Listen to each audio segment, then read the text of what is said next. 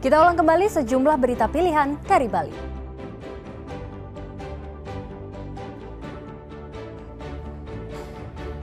Wabah penyakit campak menyerang ratusan anak di sejumlah desa di Karangasem.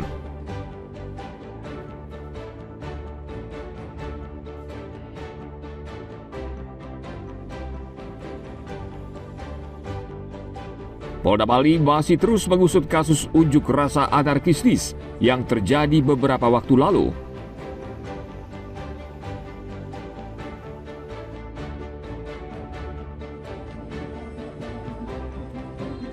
Kejaksaan Negeri Klungkung memusnahkan barang bukti tindak pidana umum yang didominasi kasus narkotika dan judi.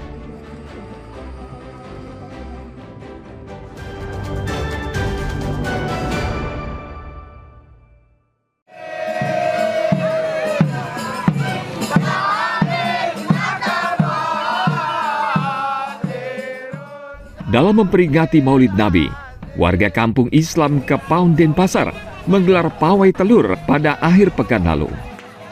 Pawai mengelilingi kampung dan berlangsung meriah. Pawai diawali iring-iringan penari rodat, lalu beberapa kelompok warga dan anak-anak sekolah menampilkan karnaval dengan beragam kreasi telur hias dengan corak warna yang cerah. Warga meyakini telur sebagai simbol kesuburan dan kemakmuran. Sedangkan warna-warni telur menunjukkan keberagaman, namun inti utama adalah menyebarkan kebaikan. Untuk memeriahkan ada beberapa balon suci telur yang ada di sekeliling kita ini menandakan bahwa kita berbeda-beda.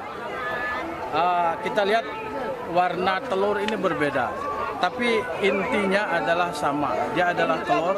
Bagaimana kita menjadi umat yang menyebarkan kebaikan, menyebarkan kedamaian, agar kemaslahatan kita di kampung dan pada umumnya di seluruh Indonesia kita menjadi kampung wilayah yang damai dan sejahtera.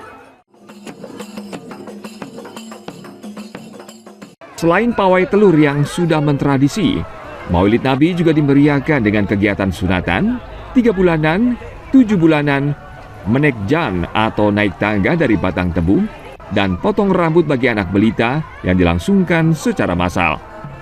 Khusus sunatan massal, anak-anak akan diarak menggunakan kuda dan dengan benda unik lainnya. Mereka berdansa seperti raja lengkap dengan kacamata hitam. Pawai ini berakhir tepat di halaman Masjid Al-Muhajirin, Kampung Islam Kepaon. Tim Liputan melaporkan dari Denpasar.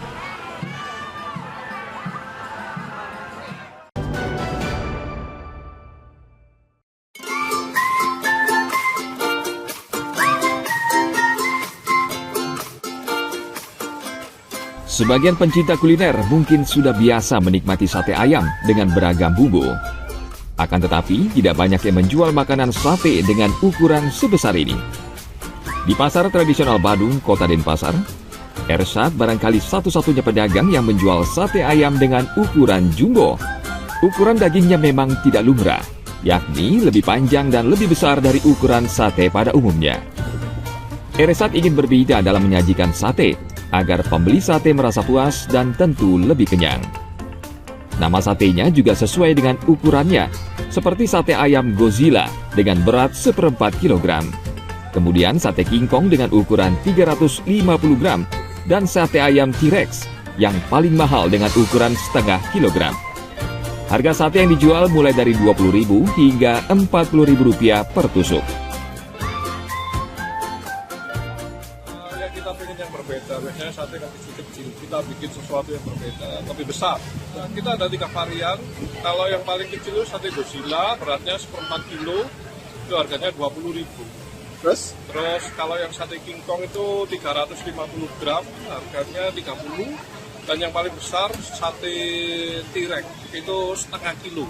Ini bumbu pedas manis dari cabai biasa, cabai merah dan rempah-rempah lainnya. Rasanya sate jumbo bercampur pedas dan manis dengan paduan bumbu serta bahan rempah. Satenya ini wah panjang sekali ya satenya ya. Habis itu dia dibakar, enak banget, bumbunya terasa banget, pasti gitu. Rasa satenya enak ya, jadi rasa juga bumbunya enak. Bumbunya sih ya beda ya, dan juga yang paling beda sih biasanya porsinya ya. Porsinya cukup besar, dan harganya juga worth it. Jadi itu yang buat menarik Pak ya. Warung Sate Ersat buka dari sore hingga malam hari. Sebagian besar pengunjung sudah menjadi pelanggan tetap. Sebagian lagi karena rasa penasaran ingin mencicipi sate berukuran jumbo ini.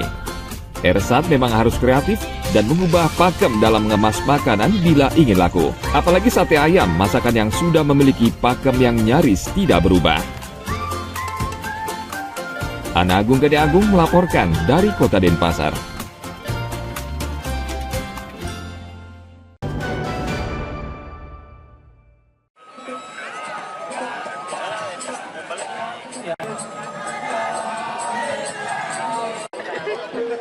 Pulau Dewata memang kaya dengan tradisi dan seni budaya. Tidak heran banyak wisatawan asing yang terpesona dan tidak bosan-bosannya mengunjungi Bali. Salah satu kesenian yang unik dan sakral adalah Tari Janger Meborbor. Tarian ini masih dilestarikan di Banjar Adat Metre, Desa Yang Api, Tembuku, Bangli. Tarian Janger ini menggunakan api sebagai media untuk menolak wabah penyakit atau mara bahaya yang bisa menimpa desa mereka. Tarian ini dipentaskan 5 hingga 10 pasang penari, baik putra dan putri yang belum menginjak dewasa. Mereka memadukan unsur gerak dan nyanyian seperti tarian pada umumnya. Namun yang berbeda, setelah upacara memberikan persembahan selesai, para penari mulai menyiapkan bara api dan langsung menari di atasnya seolah tidak merasakan apa-apa. Bahkan sebagian penari berani memakan bara yang masih menyala panas, seolah mereka sudah kerasukan roh halus. Tarian Janger Meborbor adalah tradisi lama yang diwariskan turun-temurun. Selain menghibur, tarian Janger Meborbor ini syarat dengan pesan dan makna.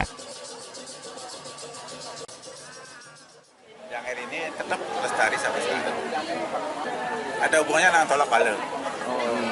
Tolak bala. Sehingga tidak terbatas, harus dibukti saja, harus dianggapi saja, harus dimitra saja, dan harus dibangun saja. Bila diperlukan, kami juga bersedia. Di luar tentu ya Pak ya. Tetapi dengan syarat tidak ada cuntake. Tarian Janger Meborbor biasa dipentaskan saat Puja Wali. Puja Wali merupakan peringatan hari lahirnya tempat suci umat Hindu. Namun bisa juga tidak, asal dengan syarat seluruh rangkaian upacara tetap dilakukan seperti saat Puja Wali dengan upacara persembahan. Tarian Janger Meborbor dan tarian khas Bali lainnya tidak bisa dipisahkan dari keseharian masyarakat Bali yang selalu menggantungkan kehidupan mereka dan takdir pada Sang Hyang Widi. Tim Liputan melaporkan dari Kabupaten Bangli.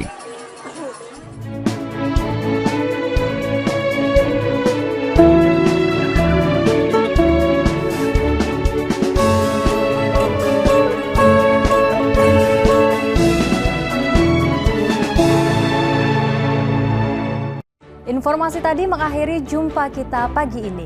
Atas nama rekan yang bertugas, saya Dana Paramita mengucapkan terima kasih atas kebersamaan Anda.